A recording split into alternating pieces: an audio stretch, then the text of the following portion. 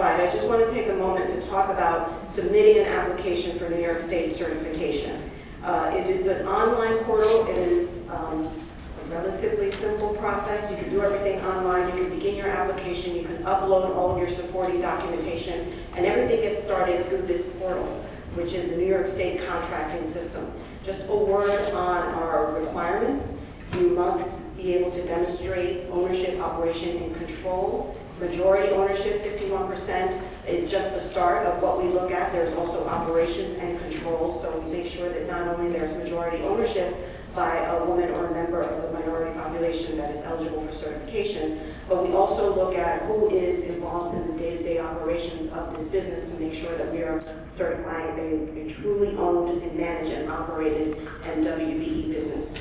We do have a personal net worth cap, and there is a distinction here between New York State and the Port Authority certification. In New York State, you cannot have a personal net worth that exceeds $3.5 million. So those of you that are not certified and are fortunate enough to have a personal net worth that exceeds $3.5 million, I encourage you to pursue Port Authority certification because you will be deemed ineligible for New York State certification. For the rest of us, we're good to go. We're good to stay. We do have a small business restriction. You may not have more than 300 employees. You must be independent and active, and typically in business for at least 1 year. There is some discretion in that 1 year requirement, particularly within the professional services field. So if you are new to the business and you have not yet met that 1 year threshold, please do reach out to my offices, and if there's an opportunity for us to waive that restriction, we will. But this is your starting point as a non-certified New York State firm. For those of you that are certified, I encourage you to go back into your vendor profile. That is your calling card. That is how the Port Authority will find you, how prime contractors will find you, how prime contractors that are working in projects outside of the LaGuardia Redevelopment Project will find you. Last year, we moved from ESD industry standard codes to NAICS codes. So now all of the MWBE certified firms that had ESD assigned codes now have NAICS codes, NIGP codes, DOT codes, CSI codes. Those are all industry standard codes.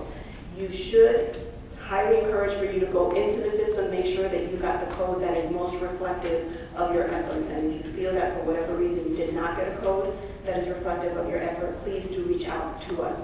Make sure your vendor profile is up to date, is succinct, and speaks to and has all the key and buzzwords that folks want to see and hear when they're searching for you, because this is the prime portal for us, for our certified firms. This is how we contact you. Make sure your email address is up to date. We send out all of our notifications for this event and all of our ESD division events via email. You'd be surprised at how many come back to us as undeliverable, so we're unable to communicate with you. So I cannot stress enough how important it is for you to go into your portal and your vendor profile to make sure that everything is accurate and up to date. You can go into the system, you can request a profile update, and you go onto the site, you link on the left side, or you log onto the system and request an update profile, and you select option 2 so that you can get your information current. That's also where you start your recertification process. So if your certification is due to expire, I encourage you again to go into the system and begin that recertification process. And I will point out that while you're undergoing your recertification process, you will not be removed from our certification list.